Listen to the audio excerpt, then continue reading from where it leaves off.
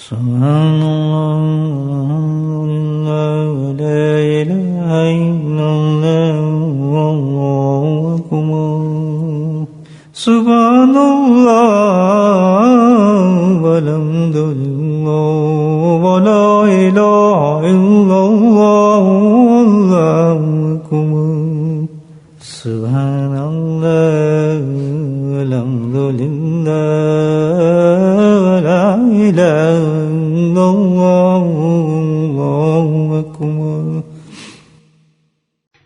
نحمده ونصلي على رسوله الكريم أما بعد قال الله تعالى في القرآن المجيد أعوذ بالله من الشيطان الرجيم بسم الله الرحمن الرحيم إن الله وملائكته يصلون على النبي يا أيها الذين آمنوا صلوا عليه وسلموا تسليما اللهم صل على سيدنا ومولانا محمد المولد الجود والكرم اللهم صل على سيدنا ومولانا محمد وآله ألف ألف مرة اللهم صل على سيدنا ومولانا محمد وآله وصحبه وبارك وسلم أما بعد أعوذ بالله من الشيطان الرجيم بسم الله الرحمن الرحيم وآمنوا بما أنزلت مصدقا لما معكم ولا تكونوا أول كافر به ولا تشتروا بآياتي ثمنا قليلا وإياي فاتقون ولا تلبسوا الحق بالباطل وتكتموا الحق وأنتم تعلمون صدق الله العظيم.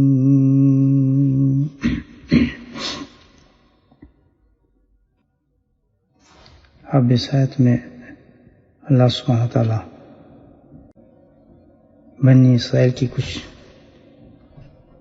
مثال کے ساتھ بہت ہی اہم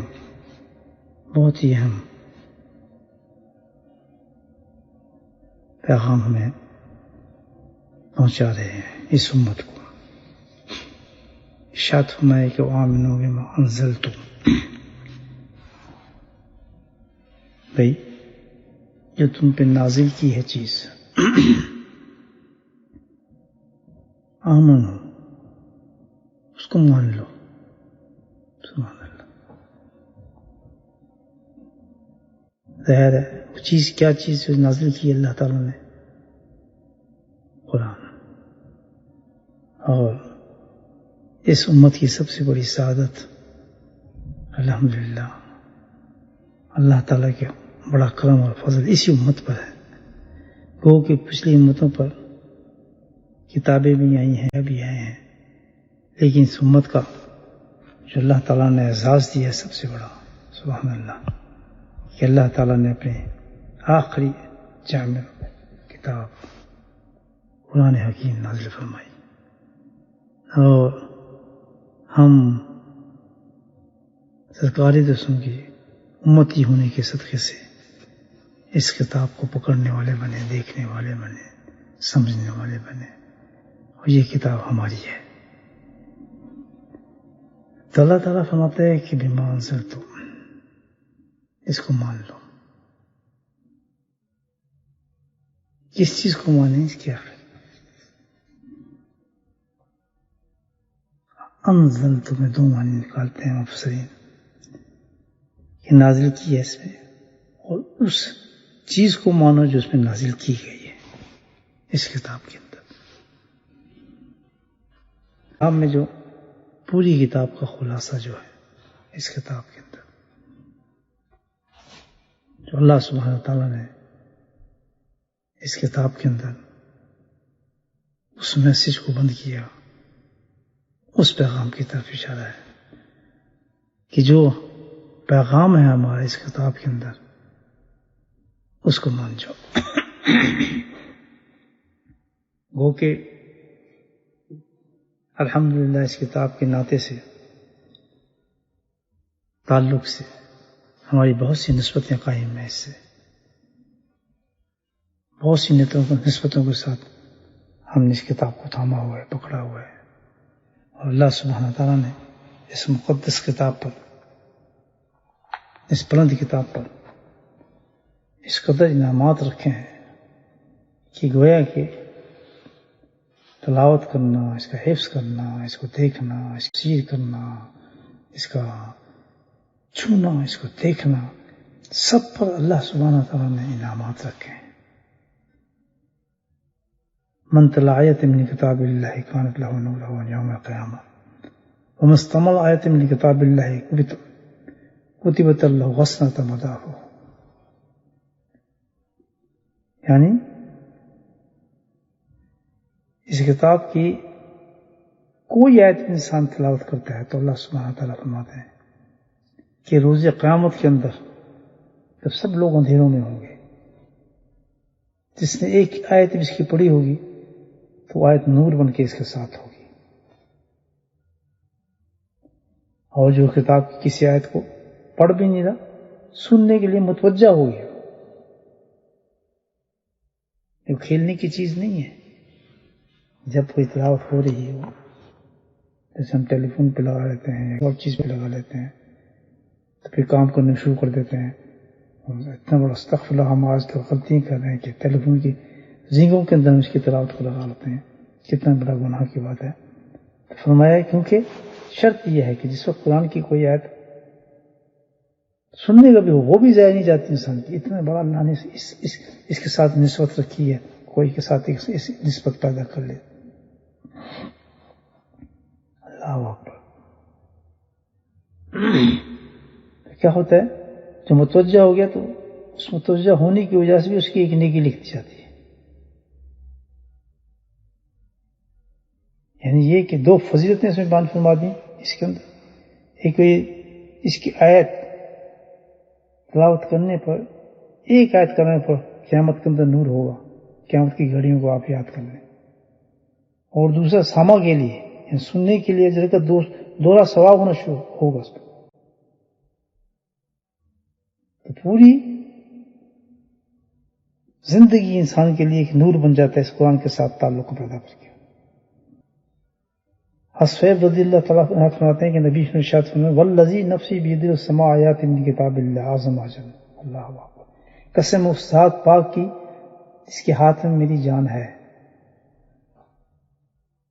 کتنی بڑی اللہ کے نبی قسم فرماتے ہیں، جس کے ہاتھ میں میری جان ہے، ان کتاب اللہ اعظم اجر۔ سبحان اللہ، کہ اللہ سبحانہ تعالیٰ اس کتاب کی آیت سننے کا بہت بڑا ثواب دیں گے۔ قسم خاک اللہ تعالیٰ نے فرمایا بے شک کتاب اللہ کی آیت کا سننا بہت بڑا ثواب ہے۔ اجزا من مثل صبر يتصدق به الفقراء۔ سبحان اللہ۔ اور فرمایا آیت من کتاب اللہ من کل شیء دون العرش۔ سبحان اللہ، کتاب اللہ کی کسی آیت کا تلاوت کرنا عرش کے علاوہ ہر شے سے افضل ہے، ہر شے سے افضل ہے۔ تو یہ وہ کتاب اللہ تعالیٰ نے ہمیں عنایت فرمائی۔ من قرأ آیۃ من قرآن کان لہ درجات فی الجنہ ومصباح من نور، جس نے قرآن کی آیت تلاوت کی اس کے جنت میں درجے بلند ہوگا اور نور کا چراغ ہوگا، یعنی تلاوت کے ساتھ اس کے درجات میں بلندگی ہوگی، اور اللہ سبحانہ تعالیٰ اس کے جیسے نور کے چراغ ہوتے ہیں نا، اس قسم کے نور کے چراغ اس کے ساتھ چلیں گے۔ من قرأ ثلاثین آیۃ من لیلۃ لم یضرہ تلک اللیلۃ سبع دار ولا تسع تارک وعرفی فی نفسی واہلی ومالی حتی یصبح، جس نے رات کو 30 آیت تلاوت کر لی تو اس کو اس رات میں تکلیف دینے والا کوئی بھی نہ درندہ تکلیف پہنچا سکتا ہے، نہ کوئی چور تکلیف پہنچا سکتا ہے، نہ کوئی چیز کو تکلیف پہنچ سکتی ہے، بلکہ یہ ہے کہ اس کی اپنی ذات کی یا اہل خانہ کی مال و دولت میں سب میں سلامتی اس کی آ جاتی ہے. تو بھائی یعنی اس قرآن کا جو اللہ تعالیٰ نے ہمیں نسبت دی ہے کہ نسبت ہو، یہ سب اپنی جگہ بڑی مقدس اور بڑی اونچی چیزیں اللہ تعالیٰ نے ہمیں عطا فرمائی. یہاں جو فرمایا ہم مانو اس بات کو. ماننا کس چیز کا ہے کہ قرآن کی ساری شان جو حقیقت میں ہے، جتنے بھی آپ درجے دیکھ رہے ہیں، سب نسبتیں بڑی عظیم ہیں، سب پہ ثواب ہے. لیکن اصل چیز جو ہے کہ جو اللہ نے پیغام اس قرآن میں عطا فرمایا ہے، جو اس کا خلاصہ ہے، اس کو ماننے کا ہے. اگر ہم نے سب کچھ کیا، جتنی بھی چیزیں ہیں، اس میں کوئی شک نہیں، جتنے بھی نام اللہ پاک نے رکھے ہیں اس کے بھی سب چیزوں کے، یہ تو چند انعام آپ بتائیں حدیث کی.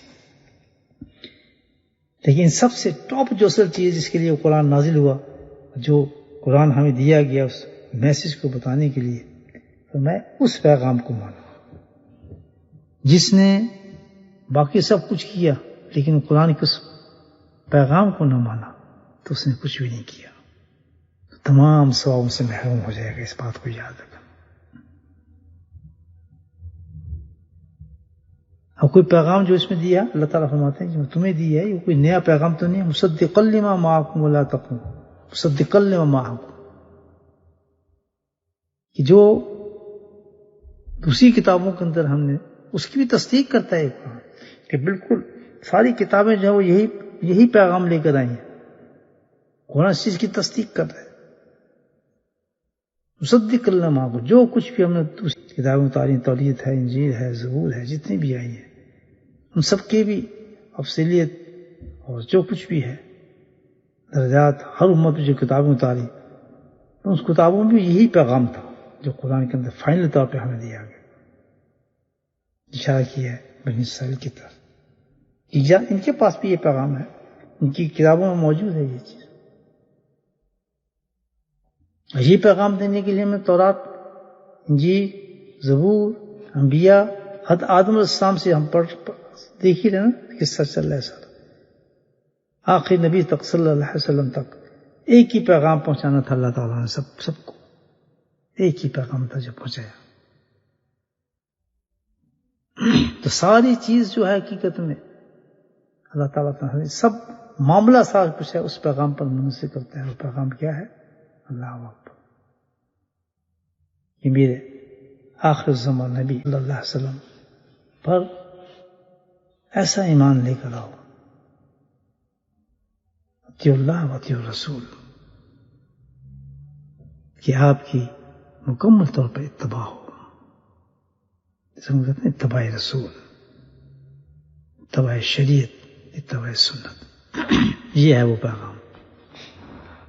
یہی پیغام چل رہا ہے آدم علیہ السلام سے لے کر آخر تک، اور اسی پیغام پر انسان ایمان مسلمان ہوتا ہے. جب ہم کہتے ہیں لا الہ الا اللہ محمد رسول اللہ، یہ اسی کی تشریح ہے، یہ اسی کی تشریح ہے. اللہ تعالیٰ کے علاوہ کوئی احکام نہیں، اللہ کے حکم ماننا ہے. اور کسی کی پیروی نہیں سوائے اللہ کے نبی صلی اللہ علیہ وسلم کی، اور کوئی پیروی نہیں سوائے آپ کی. اسی کا نام اللہ نے، یہی پیغام ہے جو پورا قرآن کو اتارا اللہ پیغام نے انزل تھا، اس پہ تم ایمان لاؤ. جب یہ ایمان مان جاتا ہے، اس پیغام کو تسلیم کر لیتا ہے. ماننا کیا ہے؟ کہ قبول کر لیتا ہے، اپنی زندگی کو شریعت اور سنت کو گزارتا ہے. اس نے مان لیا، اس کو کہتے ہیں ماننا. تو پھر جا کے جتنے بھی انعامات ہیں جو قرآن کے ہمیں بتائے گئے ہیں وہ انسان کو ملتے ہیں، اس کو مستحق ہوتا ہے. وَلَا تَكُونُوا أَوَّلَ كَافِرٍ فرمایا. یہ بڑی چیز ہے، سن رہا ہے.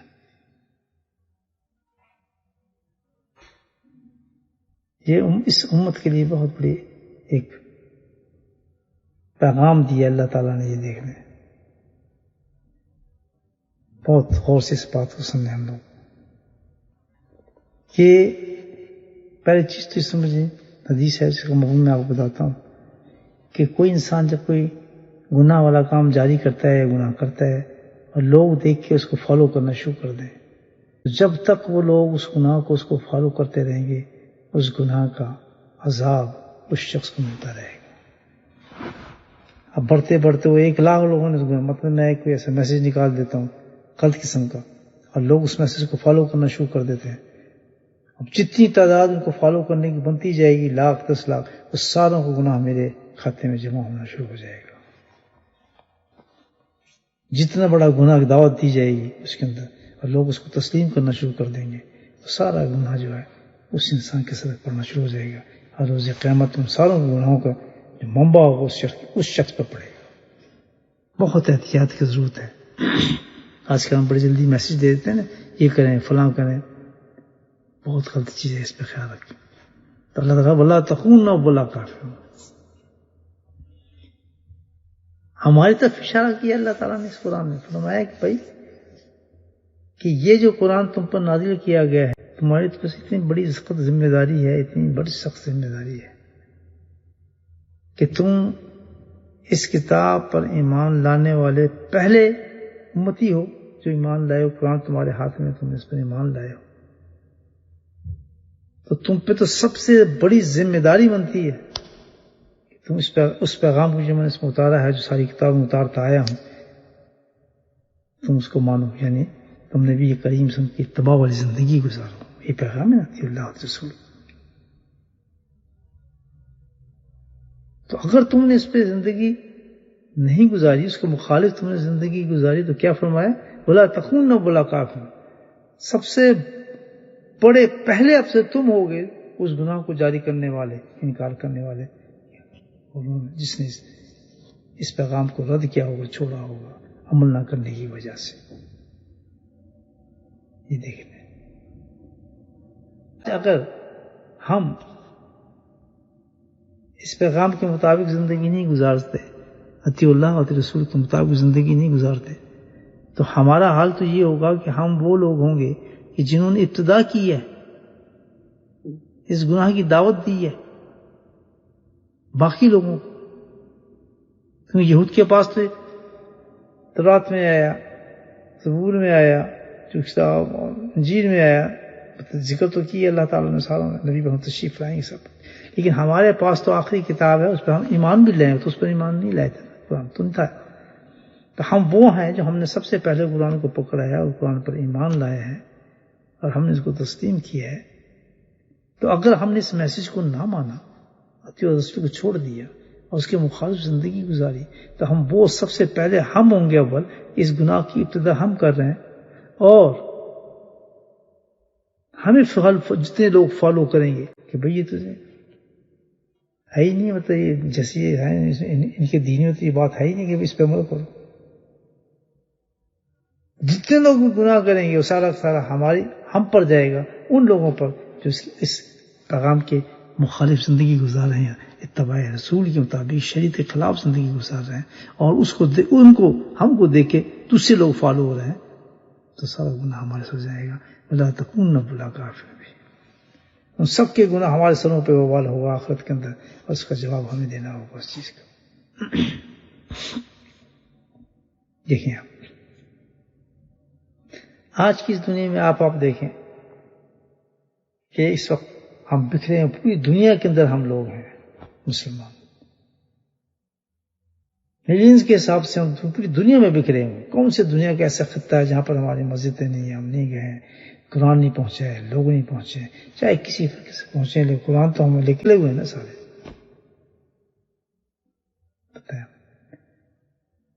دین لے کے تو نکلے ہوئے مسلمان، آپ کو ہم کہتے ہیں، ہمارے سب مسلمان ہی کہتے ہیں سب میں. دوسرے مذہب کے جتنے لوگ ہوں گے ہمارے تو اشارہ کریں گے مسلمان ہیں. آپ شراب خانے میں بیٹھیں تو آپ کہیں گے مسلمان بیٹھا ہے، آپ جوئے خانے میں تو وہ کہیں گے تو مسلمان بیٹھا ہے. تو مسلمان ہی ہمیں کہیں گے، مسلمان سے ہمیں پہچانیں گے. ہم پوری دنیا میں اللہ نے ہمیں پھیلایا ہوا ہے اپنی حکمت کے تحت. ہم آخری امت ہیں، بڑے درجے ہمارے، بہترین امت کہا ہے ہمیں قرآن نے. وہ کھانے پینے کی وجہ سے نہیں کہا کہ تم پہ چوزے حلال کر دیے گئے ہیں اور تم پہ شہد حرام کر دیا گیا اور تم پہ فلاں حلال کر دیا گیا.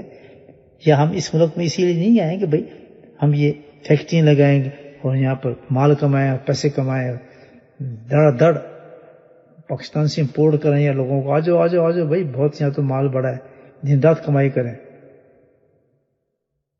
روٹی گنتے رہیں. یہ تو یہ مقصد تو ہم نے خود بنا لیا نا. مقصد تو یہ کہ اللہ تعالیٰ نے ہمیں بھیجا ہے, ہمارے ہاتھ میں تو ایک ہاتھ میں قرآن ہونا چاہیے اور ایک ہاتھ میں سنت ہونی چاہیے اور اس پہ عمل ہونا چاہیے. بہت سخت جواب دینا ہوگا ہم لوگوں کو, یہ میں آپ کو بتا دیتا ہوں. بہت کھیل بنا لیا زندگی کو ہم نے, بہت بڑا کھیل بنایا ہے.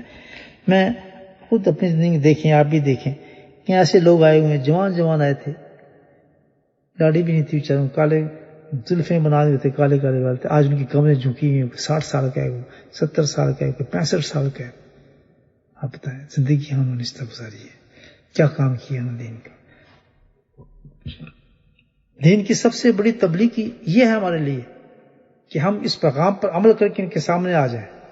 آج اگر ہم مسجد تو ہم نے بنائی, جلسے ہم نے نکالے, جلوس ہم نے نکالے, اتنی خرافاتیں ہم نے پیدا کر لی, اور ہمارے وہ دیکھیں, اور جو یہاں پہ جو فنکشن ہمارے ہوتے ہیں, دن رات فنکشن چلتے رہتے ہیں ہمارے. اصل چیز جو تھی ہمارے ایک مسلمان ہونے کی حیثیت سے اپنے آپ کو پیش کرنا ان ممالک کے اندر کسی جگہ بھی, وہ مفقود ہے, آپ کو کہیں بھی نظر نہیں آئے. عجیب رنگ کی حیتوں کے ساتھ ہم دنیا کے اندر پھیلے ہوئے ہیں. سبحان اللہ. کہیں کوئی ایسا رنگ آپ کو نظر نہیں آئے گا کہ جہاں سنت کے رنگ کے اندر عورتوں نے مرد پھر رہے ہیں اور ہمارے بچے پھر رہے ہیں. تو جی جواب ہم سے پوچھا جائے گا. اس لیے ہمیں بھیجا گیا ہے کہ ہم یہاں پر اپنے اس پیغام کی پریکٹس کریں جو اس پہ ہمیں دیا ہے. وَعَمْرُ بِمَا أَنزَلْتُ جو ہمیں دیا ہے اس کو مانو, یہ فرما رہا ہے القرآن. یہ ماننا نہیں ہے, اس کو ہم ماننا نہیں کہیں گے جب تک اس پیغام پہ عمل نہیں کریں گے. اس کو ہم نے قرآن کو نہیں مانا ہے. ہم ان لوگوں اٹھیں گے جو تکذیب کی ہے, جنہوں نے قرآن کی, آپ کو بتا دیتا ہوں, جو قرآن کی تکذیب کرتا ہے. قرآن کی تکذیب سے مراد کیا ہے؟ پورا قرآن کا اس ایک آیت کی تکذیب کرنا, عملاً پورے قرآن کی تکذیب کرنا ہے. یاد رکھ لینا, اس ایک آیت کی تکذیب کرنا. تکذیب سے کیا مراد؟ اس پہ عمل نہ کرنا, پورے قرآن کی تکذیب کرنا ہے. یہ پاؤں نوٹ پیسے جتنے ہیں ہمارے یہاں پہ ڈھیر لگے ہوئے ہیں, ویزے پہ ویزے لگا کے بلاتے ہیں, پھر اس کو بھائی کو بلاؤ, چاچے کو بلاؤ, ماں کو بلاؤ, اولاد کو بلاؤ, مال کماؤ. سب بھول گئے ہم کہ ہمارا مقصد یہ نہیں ہے اس دنیا کے اندر. بھائیو, سب سے پہلے سوال یہ ہوگا ہمارے سے, وَعَمْرُ بِمَا أَنزَلْتُ مُصَدِّقًا لِمَا مَعَكُمْ. تو ایسا ہے کہ پوری دنیا کی انسانیت کی تصدیق کرتا ہے یہ قرآن, کہ سب کو یہ پیغام پہنچا ہے. تو تم تو افضل ترین ہو, تمہیں چنا اللہ تعالیٰ نے. یہود یہ کام نہیں کر سکتے تھے, نصارہ یہ کام نہیں کر سکتے مصدقہ, بلکہ ان کی تصدیق کر رہا ہے تمہارے ہاتھ میں جو تمہارے پاس قرآن ہے اس چیز کی. بھلا تکون بولا کاف, اور تم سب سے پہلے اس جرم کے مجرم بن رہے ہو, پھر ساری دنیا اس پہ فالو کر. جی ہاں, میں بھی اس دنیا کے اندر رہتا ہوں, میں نے ویسٹرن لائف میں رہا ہوں, میں آپ کو مثالیں دیتا ہوں. آپ کی زندگی میں اس کی کافی مثالیں موجود ہوں گی. دن رات یہ لوگ ہمیں کہتے ہیں, جب ہمیں دیکھتے ہیں شراب خانوں کے اندر, جوا خانوں کے اندر, یا عمل نہ کرتے ہوئے, نماز چھوڑتے ہوئے, یا مال کماتے ہوئے, پیسے کماتے ہوئے, دن رات, یہ بیوقوف لوگ نہیں ہیں. یہ ہمیں مسلم کی نظر سے دیکھتے ہیں, لیکن جب دیکھتے ہیں ان کا اسلام تو بتاتے ہیں جھوٹ بولو, ان کا اسلام تو بتاتا ہے پیسے کھاؤ, فراڈ کھاؤ. جتنے فراڈ یہاں ہوتے ہیں, جعلی دخشت یہاں ہوتے ہیں, ٹیکس حرام کرائیاں یہاں پر ہوتی ہیں جو ہمارے لوگ کرتے ہیں, تو کیا سمجھتے ہیں کہ یہ کون ہے؟ بلا تکون نہ بلا, تم وہ سب سے پہلے کافر ہو جس نے تم نے ان کے سامنے اسلام کو ایسے پیش کیا ہے. سب سے بڑے منکر تم شمار کیے جاؤ گے, کیونکہ تمہارا تو یہاں آنا ایسا ہونا چاہیے تھا کہ تم ریپرزینٹ کرتے اپنے آپ کو ان کے سامنے, تاکہ تمہیں دیکھ کے مسلمان ہوتے. یہ تو کہتے ہیں, میں نے خود, آپ نے سنا ہوگا کہ آپ کا اسلام تو یہ نہیں کہتا آپ شراب کیوں پی رہے ہیں, آپ اسلام یہ تو نہیں کہتا آپ گانے بجانے سو رہے ہیں, آپ ایسے کیوں کرتے ہیں؟ یہ کہتے ہیں تمہارے یہ آپ کی عورتیں یا اس طرح پھر رہی ہیں, آپ کے اسلام میں تو اس کی اجازت نہیں, یہ ایسے کیوں کر رہی ہیں؟ یہ آپ کی بہن بیٹھی ہیں, یہ جو بچی ہیں جو جن کی آپ تربیت کر رہے ہیں, یہ تو ہے نہیں, آپ کو تو ڈفرنٹ چیز ہے, آپ اس کو استعمال کرتے ہیں. یہ لوگ ہمیں کہتے ہیں. پہلے بھی اس کی میں نے آپ کو مثال دی ہے کہ آدمی شکایت کر رہا ہے کھڑا ہو گئی ہے کہ اس آدمی میں ونڈو صاف کرتا تھا, اس نے میرے پیسے دیر کیے دینے میں. وہ آدمی جس کو ہم جاہل سمجھتے ہیں, ونڈو کلینر, وہ کہہ رہا ہے میں خود ذاتی بات آپ کو بتا رہا ہوں، چیخت لگا کہ فلاں آدمی میں نے کام کی ہے، میں تو سمجھتا تھا یہ مسلمان ہے، مسلمان وہ آدمی کہتا ہے دیکھیں کتنے میں تو سمجھتا تھا یہ مسلمان ہے، میں نے اس کی ونڈو صاف کی ہے، یہ میرے پیسے نہیں دے رہے، اتنے دن ہو گئے، اور ہم نے تو آپ کی کتابوں میں یہ سنا ہے، لکھا ہوا ہے، اندازہ لگائیں جو وہ کہہ رہے ہیں کہ ہم نے تو آپ کی کتابوں میں یہ لکھا دیکھا ہے کہ آپ کے نبی جو فرما رہے ہیں کہ مزدور کو پیسے اس کے پسینے سے خشک ہونے سے پہلے دے دو، اللہ کی قسم میری آنکھیں کھل گئی، کبھی اس آدمی کو اوپر سے دیکھ رہا ہوں، نیچے سے دیکھ رہا ہوں، میلے کپڑے پہنے، ہاتھ میں برش پکڑا اس نے جیسے ونڈو کلینر ہوتے ہیں، سبحان اللہ۔ آج اس شخص نے یہ کام کر کے اعلان کر دیا کہ ہم تم سے بھی زیادہ بدتر ہیں، ہم تو ایکسپیکٹ نہیں کرتے، ہم تو سمجھتے ہیں مومن مسلمان ہے تو مسلمان تو ہوتے ایک صحابی جاتا تھا، پورے ایک ایسے ملک میں ایک صحابی جاتا تھا، پورا خطہ مسلمان ہو جاتا۔ آپ ہندوستان کی تاریخ اٹھا کے دیکھیں، یہاں انہوں نے جا کے جب بزنس کیا، سورت کے اندر گئے، سورت گجرات میں جو علاقہ ہے،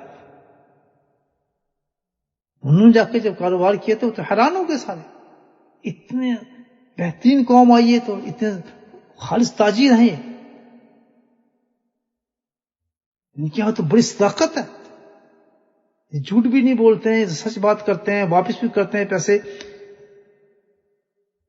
ایک مسلمان نے جا کے ایک دنیا کو پورے خطوں کو مسلمان کی ہے، اور ہم آپ کیا کرتے رہے سوائے یہ مکان بنانے کے، دکانیں بنانے کے، کاروبار کرنے کے، بس ایک دکھاوے کے لیے ہم نے جو کھل گئے ہیں داروں والے بچوں سے قرآن اس کو سن لیا، اس کو پڑھا لیا، اس کو دکھا دیا، یہ کہ اس کے لیے اب سن لیں حدیثیں آئیں گے آگے، جہاں اتنا بڑا نام رکھا ہے وَلَا تَكُونُ أَوَّلَ كَافِرٍ، تم سب سے اول منکر کرنے والوں تم شمار کیے جاؤ گے، تم نے ایسی حرکتیں کی ہیں، تم سے تو اللہ تعالیٰ کہتا ہے یہ توقع ہی نہیں کی جا سکتی کہ تم اس پیغام کو چھپا لو گے، تم سے توقع نہیں کی جا سکتی۔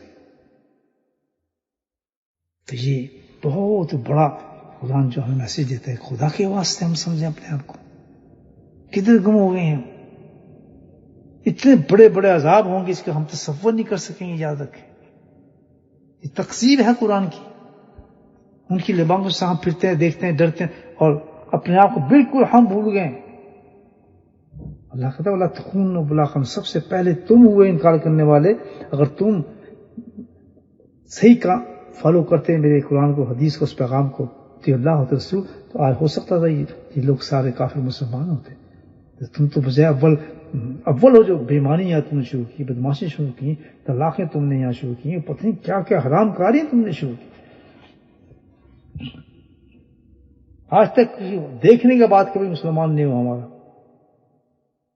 کہ مسلمان کی کسی کریکٹر کو دیکھ کر بھئی یہ آگے آ رہا ہے، جو ہمارے دین کے تھمبے ہیں نا، دین کے پلر سے ہم جن کو کہتے ہیں، جو آئے ہوئے ہیں، جو آئے ہوئے ہیں، ان کے بارے میں آگے دیکھیں قرآن کیا کہتا ہے، بگڑی کیوں ہے ساری چیزیں، اس کا وجہ کیا ہے اس کی۔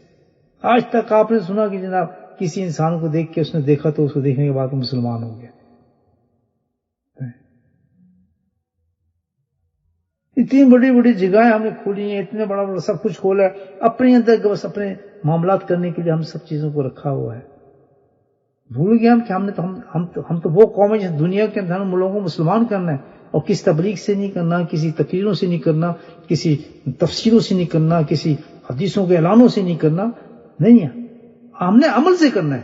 اللہ کی قسم عمل، ہم جھوٹ نہ بولیں، ہم فراڈ نہ کریں، ٹیکس نہ کھائیں، بدماشی نہ کریں، ہمارا پورا زندگی کا اطوار طور جو ہمارا کھانا پینا اٹھنا عبادت تجارت سب کچھ شکل اور صورت نبی اتباع کو دیکھیں آپ جیسا مسلمان ہو جائیں گے، ہمارے مثالیں بن جائیں گی، ان کے اندر ساری چیزیں موجود ہیں، ادے نوا بھی تھی، ہر چیز کو پتہ ہے،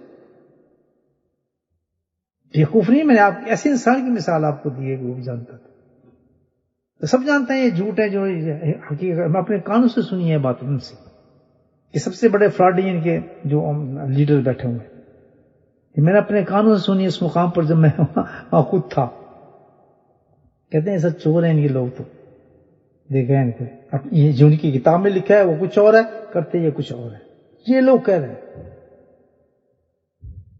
قرآن کہتا ہے کہ تف ہے تمہارے کہ تم تو وہ قوم ہو جن کی تم تو تصدیق کرنے والے آئے تھے کہ بھی یہود بھی نصارہ بھی سب کی ہم تصدیق کرتے ہیں کہ یہ پیغام اللہ نے ان کو بھی دیا ہے، صرف ہمیں دیا، ان کو بھی، یہود کو بھی دیا، نصارہ کو بھی دیا، ان کی کتابوں میں بھی موجود ہے. کس طرح انہوں نے چھوڑا؟ ہم تو وہ امت بن کر آتے ہیں، لیکن بولا تکون بولا کافر، ہم تو سب سے پہلے لوگوں میں ہو گئے انکار کرنے والوں میں. جو سب سے پہلا گناہ کرتا ہے تو قیامت تک جتنے بھی یہ یہود نصارہ مسلمان نہیں ہوں گے، ان سب کا گناہ ہمارے پر آئے گا. ہم تکذیب کی ہے، نہ ہم نے کبھی کوشش کی ہے، نہ ہم نے نیت کی کہ ہم اپنے اعمال سے ان کو، اپنے احوال سے ان کو مسلمان کریں.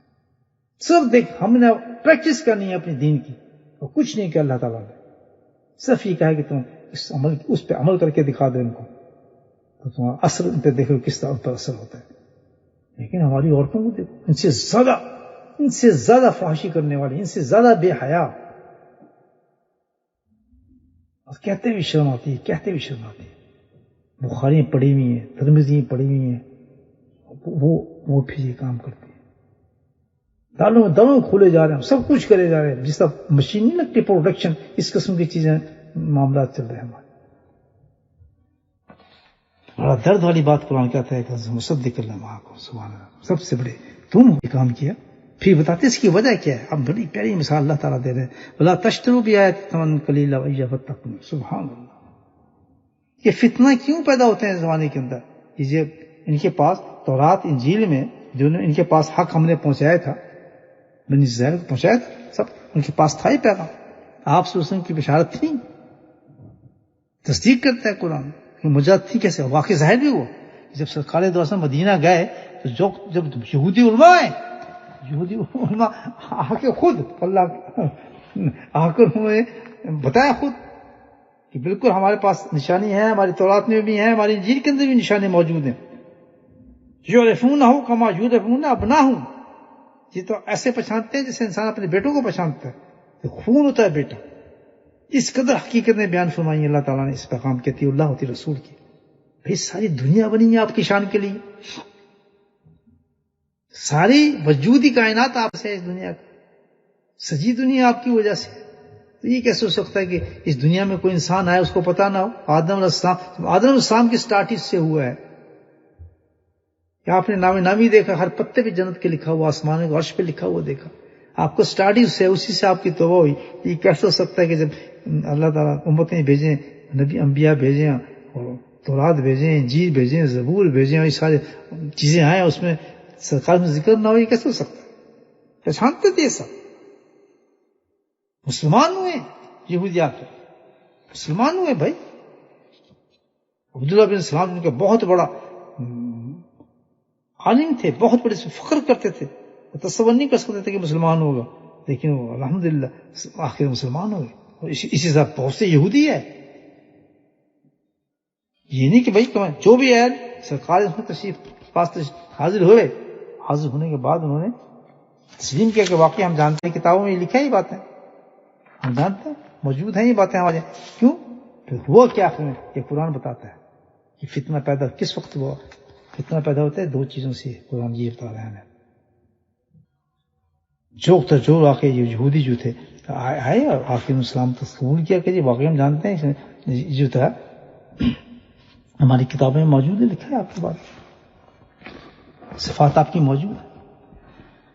تو قرآن کہتا ہے وَلَا تَشْتَرُوا بِآيَاتِ ثَمَنًا قَلِيلًا وَاتَّقُونِ. یاد رکھنے کی باتوں کو اللہ تعالیٰ کہتا ہے کہ تم یہ غلطی مت کرنا. کیا کیا انہوں نے؟ یہود و نصارہ کون تھے جنہوں نے کام کیا؟ یہ ہمیشہ یہ کام جو شروع ہوتا ہے نا امت کی بگاڑ کا کام، دو جگہوں سے شروع ہوتا ہے. ایک علماء، ایک مشائخ. یہ دو وہ ستون ہیں ہمارے دین کے کہ انبیاء کے بعد پورا دن یہ لوگ سنبھالتے ہیں، انبیاء والا کام کرتے ہیں، علماء اور مشائخ.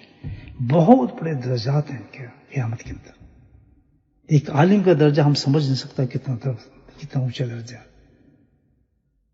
ایک شیخ کا درجہ آدمی سوچ نہیں سکتا اللہ نے اس کو کتنا مقام دیا ہوا ہے. کیوں؟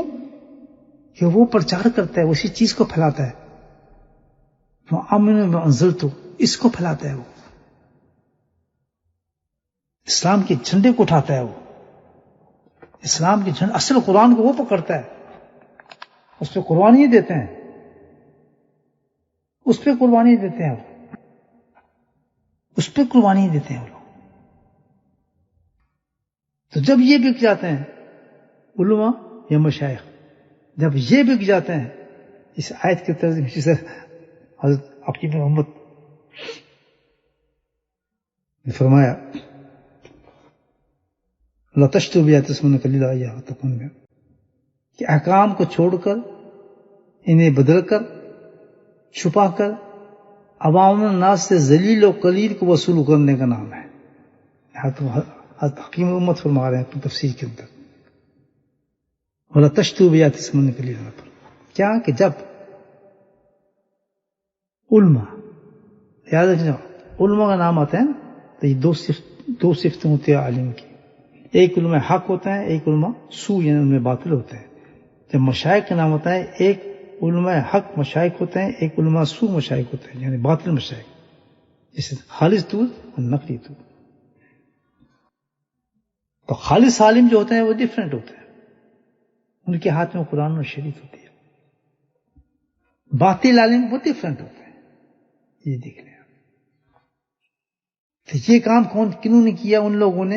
کس طرح بگڑتا ہے ایک عالم؟ وَلَا تَشْتُرُوا بِآیَاتِ ثَمَنًا قَلِیلًا، جب دنیا کا کمانے کا چکر پڑ جائے اس کو، قرآن پہ بھی مال کمائے، نقطوں پہ مال کمائے، ہر چیز پہ اس نے مال کمانے کا اس کو ٹھیکہ بنا لے، علم کو اس لیے وہ حاصل کرے.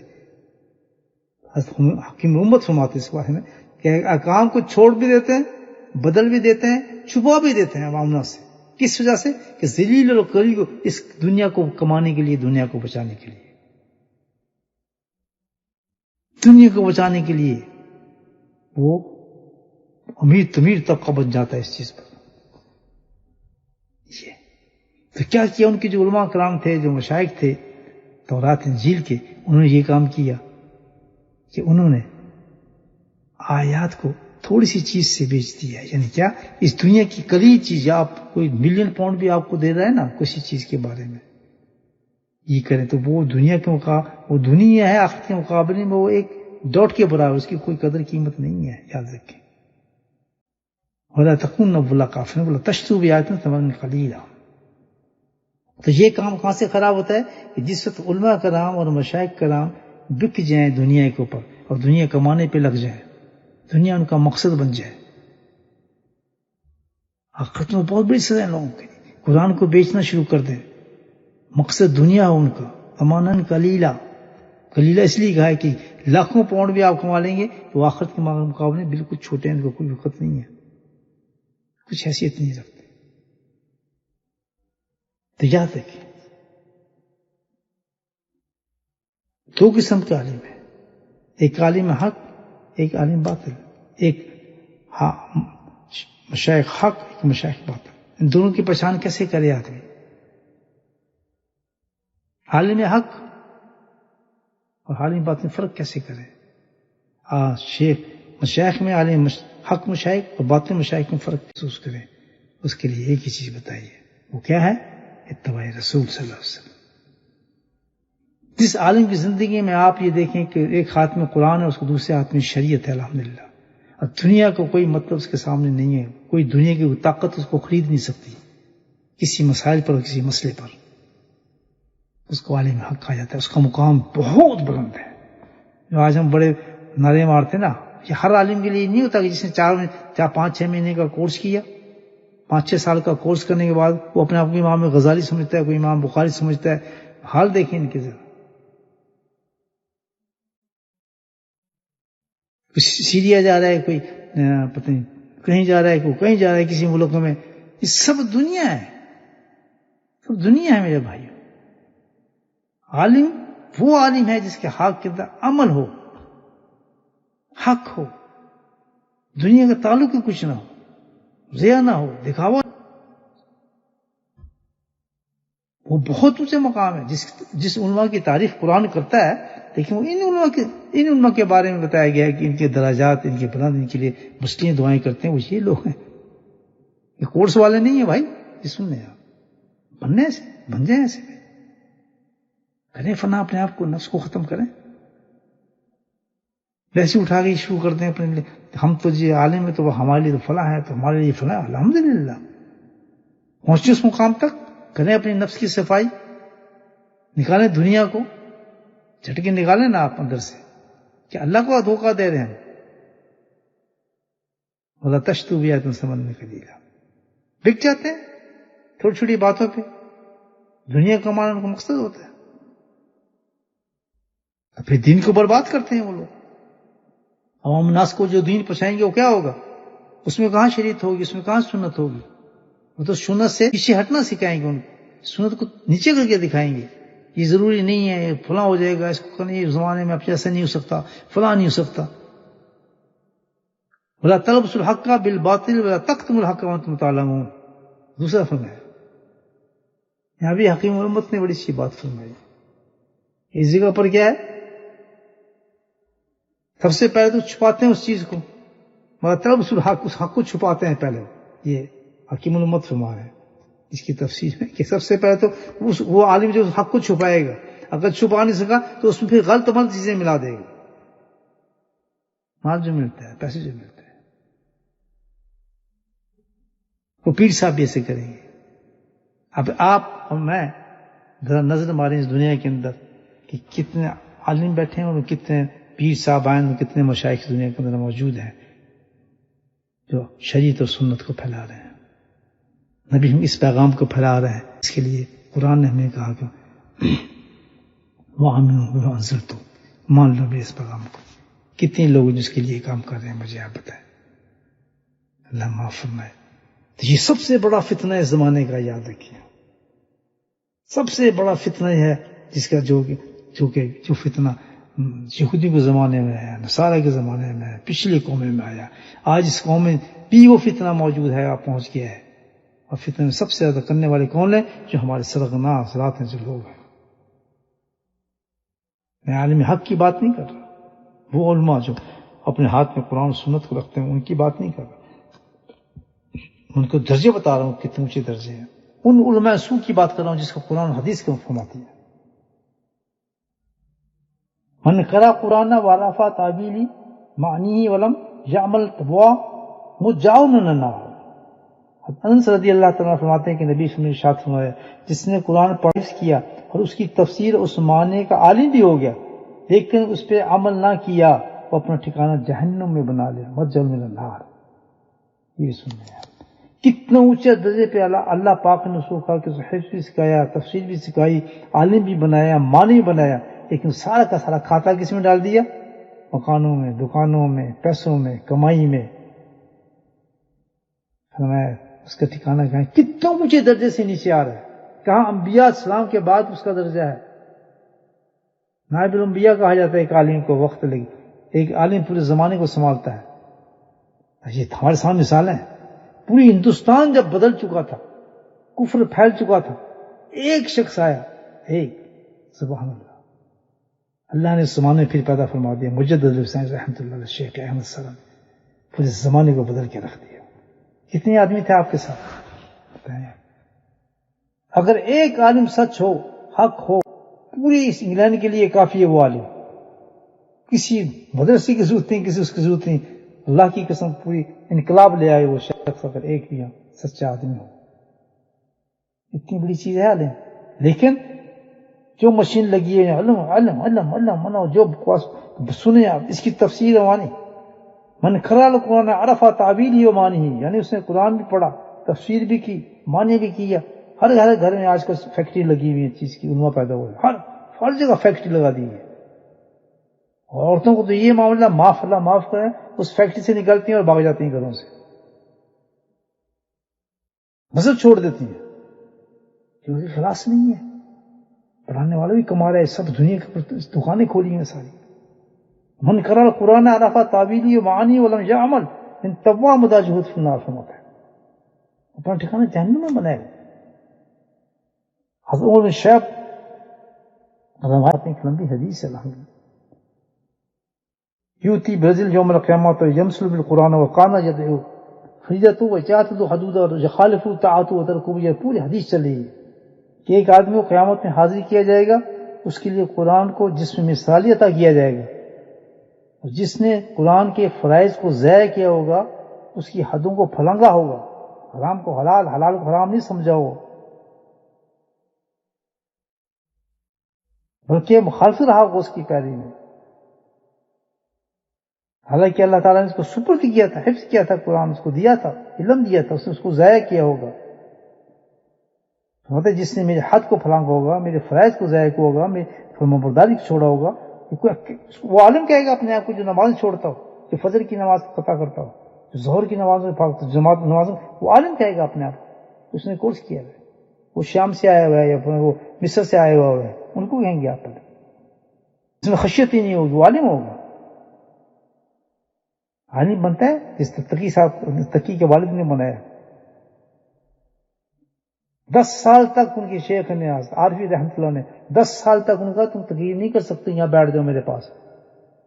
ان کے شیخ عالم نہیں تھے. 10 سال تک دونوں بھائیوں کو اجازت نہیں تھی، نہ حضرت رفیع نہ حضرت محمد تقی صاحب کو.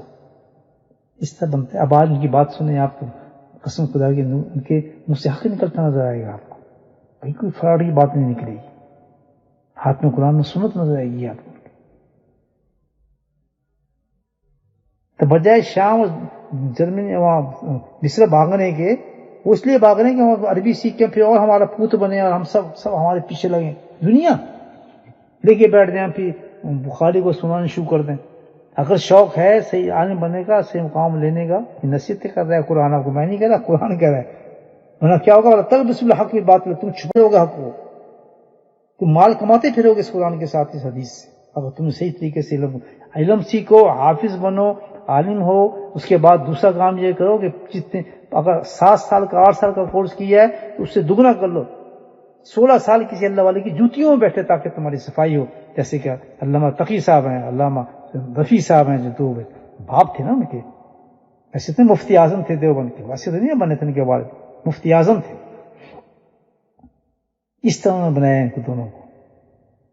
یہاں تو ابھی نکلے ہیں تو زیادہ سے تو باہر بھاگے ہوتے ہیں، کچھ سیریا، کوئی ادھر کوئی ادھر نہیں نا.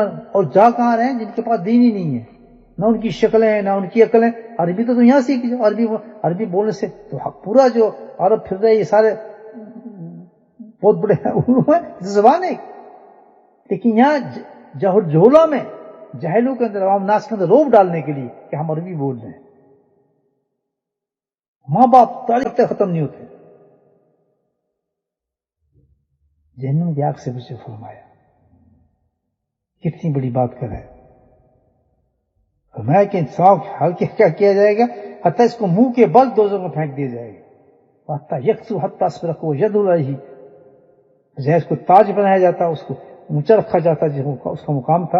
اس نے حضرت کرنا تو بھائی اپنے نفس کو مارو، کسی اللہ والے کے جوتے میں بیٹھو. اور اسی طرح یہ پیر پرستی جو ہے، یہ جھوٹے جانشین جو بیٹھے ہوئے ہیں آپ دیکھ رہے ہیں، جانشینوں جو کام کرتے ہیں تو حیران ہو جاتا ہے یہ کون سی تزکیہ کر رہے ہیں اور کون سے باطن کو صاف کر رہے ہیں یہ لوگ. سوائے لنگروں کے، خوشبوؤں کے اور پیسے کمانے کے پیروں کو کام ہی کچھ نہیں. رنگ برنگ کی ٹوپیاں، رنگ برنگ کے لباس، لال پیلے ہرے جھنڈیاں، اور اللہ اکبر پتہ نہیں کیا قبرستانوں کو کیا بنا دیا، مزاروں کو انہوں نے کیا بنا دیا. یہ قرآن کا بہت بڑا پیغام ہے. آج فآمنوا وانصتوا، بس ایک بات یاد رکھو کہ قرآن ہے، تورات ہے، انجیل ہے، زبور ہے. آدم علیہ السلام سے 1 لاکھ جتنے بھی نکلے ہیں وہ انبیاء آ گئے ہیں، سب کا سب کو ایک پیغام دیا گیا ہے. سب کے لیے ایک ہی پیغام دیا گیا ہے، میرے آخر زمان نبی کی اطاعت کرو، اس کی شریعت کو مانو. بس تب تو تم اس دنیا سے کامیاب جاؤ گے. وہ نہیں. وَإِيَّا فَاتَّقُونَ، قرآن کہتا ہے کہ یہ سب کیا ہے؟ مجھ سے ڈرو، مجھ سے ڈرو. خوف خدا پیدا ہوگا تو تب ہم بچیں گے. خوف خدا جب تک ہمارے اندر نہیں آئے گا ہم یہ کام کریں گے. خوف خدا کہاں سے آتا ہے؟ قرآن نے بتایا کسی ایسے انسان کے ساتھ بیٹھو جس کے اندر خوف موجود ہے. بس ایسے انسان کو تلاش کرو. ان چیزوں سے تلاش نہ کرو، ان چیزوں سے تلاش کرو کہ اس کے اندر خوف کتنا ہے.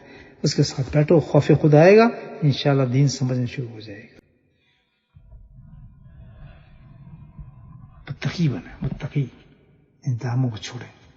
اللہ پاک ہم سب کو قرآن کا فہم عطا فرمائے، قرآن کی نسبت عطا فرمائے، قرآن کو پڑھنا سکھائے، قرآن کی وہ جو پیغام نے دیا وہ عامل اس پہ چلنا سکھائے. اللہ تعالیٰ ہمیں اچھا ستھرا عالم بنائے.